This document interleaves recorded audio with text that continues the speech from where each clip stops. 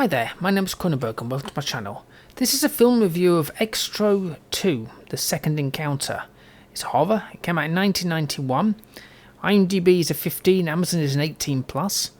It's an hour and 31 minutes. Amazon doesn't have anything because by the time I watched this, it was literally just been added to the Amazon playlists. And IMDb is 3.4 out of 10. So the synopsises are the same, and I've forgotten to open it up, so 1 second while I do that.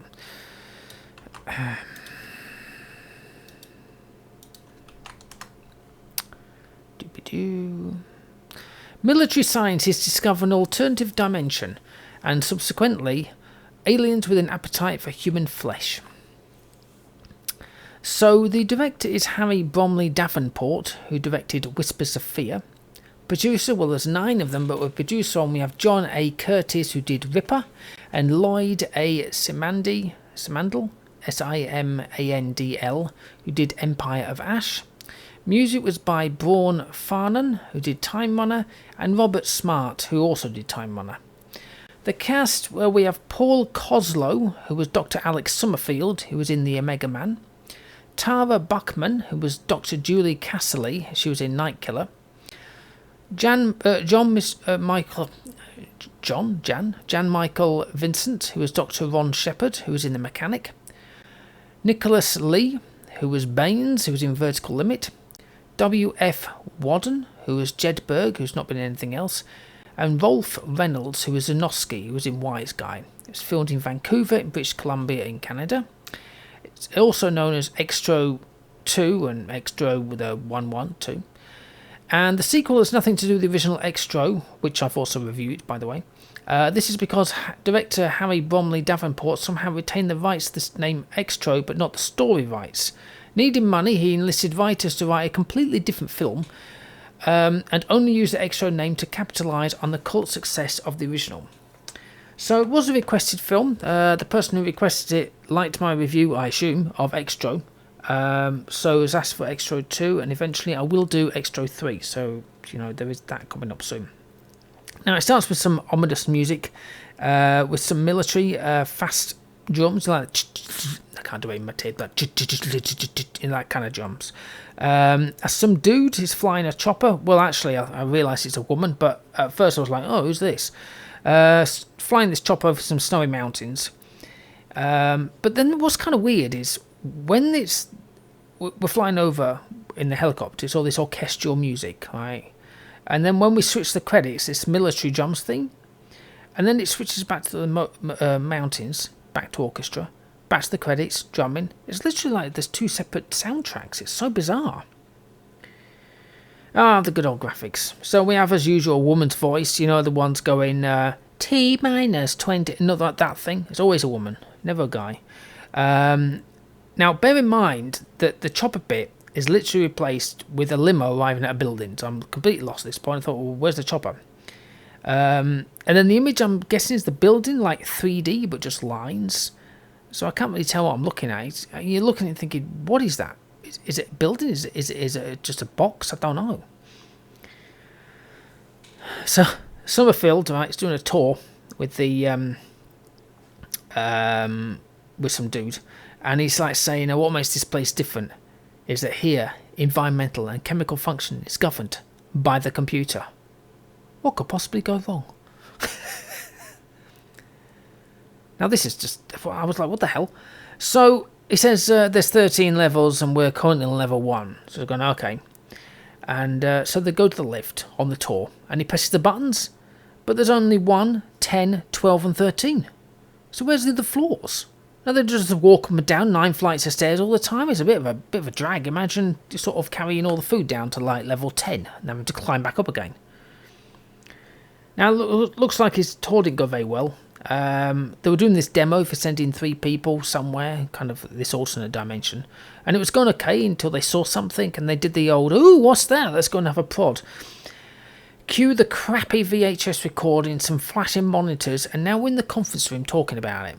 It's like, okay. And then the woman in the chopper that was at the beginning, flying away, has arrived at its destination, and it's Julie. I was like, what?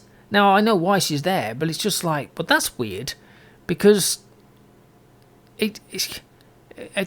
basically, it shouldn't have been there, I don't think. Bloody hell. So Marshall, one of the three goes on to this alternate dimension, makes it back, right? She's a crumpled mess on the floor. So, of course, it's like, oh my god, contamination. So two dudes rush in with a gurney, wearing white suits and dust masks. So, like I say, to avoid contamination. So they rush her through a door to Alex, who's literally just stood there without wearing a mask. Saying, oh, just take off a breathing mask. And so they do. And then they take off their own masks. I'm like, what was the point in that? Bear in mind, everybody wears a lab coat.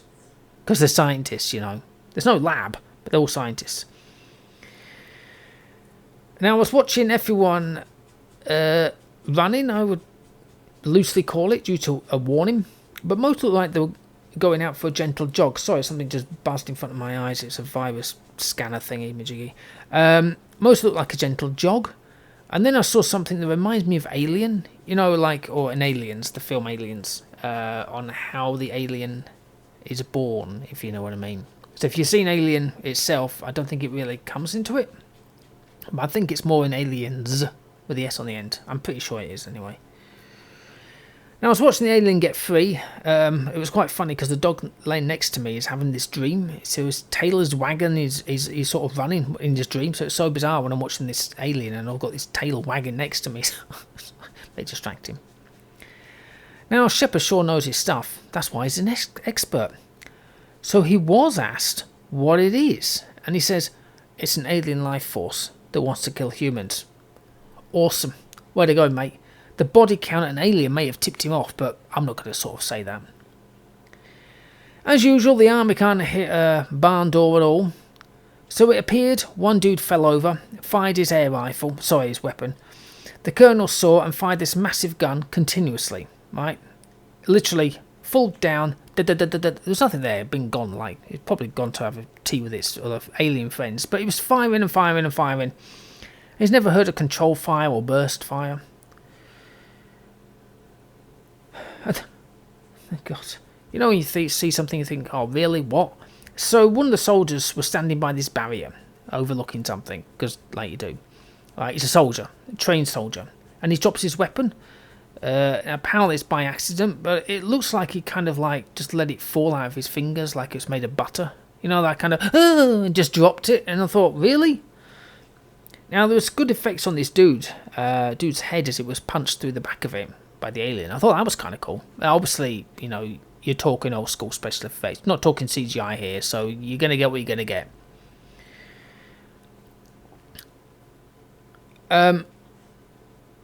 Now, it did say at the beginning that it's literally nothing to do with the first one. And I 100% agree, it's remotely nothing to do with it. But it was still good. I'm still reviewing it at this point. Now, Jedburgh, I put him in because he's in this control room with Alex for quite a bit of the time. Right? But he's so calm as the others are trying to get out. He's so deadpan as well. So, he's on the intercom, so they're all like crapping themselves, running away from this alien. He's going... it's getting closer. It's nearly there. And he's going, oh my god, run! Oh my god, we're going to die! There's an access panel. Die, you damn it! It's nearly there. And it's like, what the hell? Put some passion into it, man. No wonder he never got another job acting.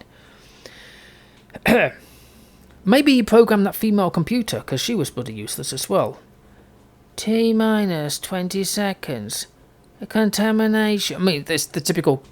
computer thing, you know, we've all heard them in the films. You know, usually you've got something. I don't know who programs these, but it's like, can you just have something a bit more different? It'd be nice to have some sort of music or something. Somebody singing. T-minus 25. It would be nice, wouldn't it? Yay, a flashing sodding light. So the majority of this film is in the dark, or is close to the dark. It's not complete dark, but it's kind of misty. I don't know why it's misty, but apparently it is. So what we need is a flashing light to add to the atmosphere. Don't worry, somebody did trip over at one point, but it was a good trip over. It was quite good, and I must admit the elevator scene was intense. Not just the bit outside the elevator, but the actual bit inside with the alien, and that's as far as I'm going with that one. But it was pretty good. I was enjoying that one. I thought, yeah. Now, it's not a bad film. Like I say, good old special effects. Got some corny bits, but that's expected, I suppose. I mean, it's got a low rating, but... Do I care? No, not really. So I'm going to give it a 5 because I enjoyed it. I think I'd seen it before when I was watching it, thinking, yeah, I recognise quite a few bits of these. So it was one of those. I don't think I've seen the third one, so that's going to be a good one. Anyway, I hope you've enjoyed watching this film review of Xtro II, The Second Encounter. Please subscribe to my channel. I've got plenty of the film reviews. Quite a lot of sci-fi now. Like I say, I'll link the... Well, I'm not going to link the Xtro one because it's not really... or maybe I should. I will do. I'll link it because it's there. At least then you can see what I mean about the Xtro one. But I will be doing the third one as well. So that will be coming up in the next couple of weeks. After I've released this one, obviously. And then I'll probably link that in this one and so forth and whatever. Anyway, like I say, I hope you've enjoyed this. Please leave a comment in the comment box below. If you've seen this film, did you enjoy it? You know, is it everything you thought it would be? You can rent it and you can get it for free on Amazon, which is always bizarre. You know what I mean? When I see that, it's like it's either free or it's not. Why do you have both? I suppose one's like you have Prime and one you don't, but it still doesn't make any sense. Anyway, thank you for watching and goodbye.